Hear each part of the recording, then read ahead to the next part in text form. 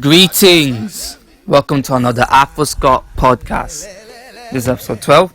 We're going to talk about what makes the African culture, and this time it's Clothe talk. Last time we talked about food, which is an integral part of our culture, and now it's about clothing. So clothing in Africa is different. We have different attires, different wears, different ways to wear our clothing. We work with different colors, different cuts, designs. And people need to remember that Africa is a continent. It's got so many countries, different diverse cultures. We're not the same. So because of that, it really reflects for our clothing. And our clothing is a huge part of us. You can identify who we are based on our clothing. Of course, if you go to any African wedding, you will see that, the men have got the robes and the hats, and the women have got the hats with the nice dresses, because that's part of it. And also, women are also known to wear African clothing a lot more as well. And the men don't usually, especially the boys. I feel like that has to change. Because I remember when I was growing up, I was quite embarrassed to wear African clothing. Because, as growing up in Scotland, if you wore anything African, you were made fun of because it seemed unusual to them. But the older I got, the more I started to appreciate it more, especially after viewing some of the wedding pictures of my parents. And my dad still has the hat he wore on his wedding day. So it started to make me appreciate the culture more.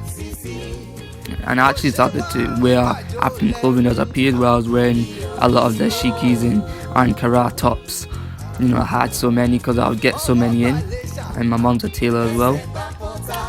But of course, when I was growing up, it was very difficult. It was very difficult trying to express my African side. Because in Scotland, if you wear an African top that has all those different designs, you either get two reactions. You either be looked at as, wow, this is really, really cool and colourful, or someone will go, what are you wearing, man? You look really weird, or that's weird, man, what you wearing?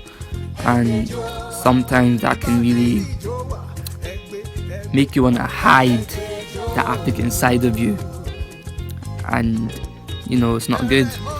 But that was fixed because my mother is a tailor, and she would work with tons of Ankaras. Well, she used to be a tailor, and she would work with so many Ankara prints, and it made me really interested because she would make some of them and actually give it to me, and that made me want to get into fashion.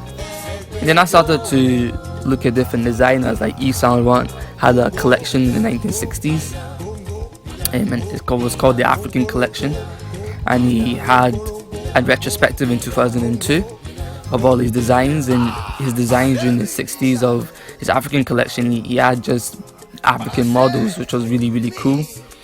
And that was really inspiring to me, seeing how our designs from our country and continent can inspire other bigger designers as well.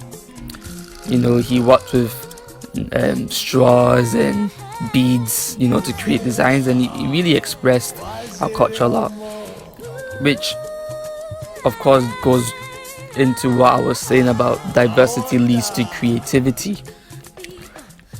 When you mix different cultures together or different concepts together, you create something new and unique.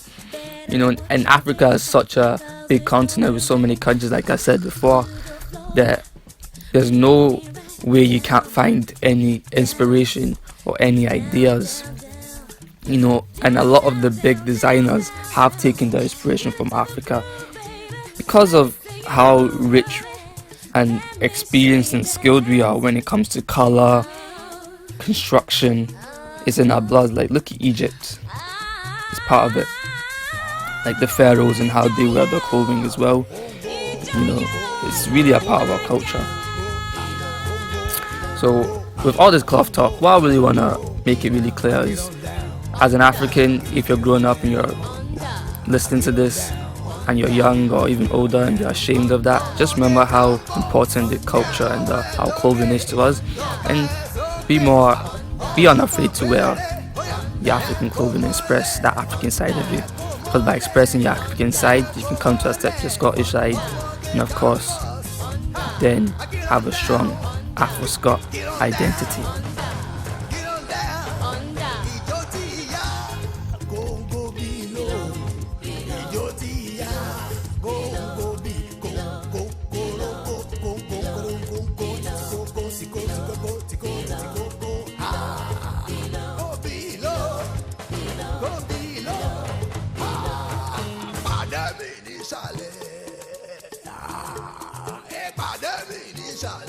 Everybody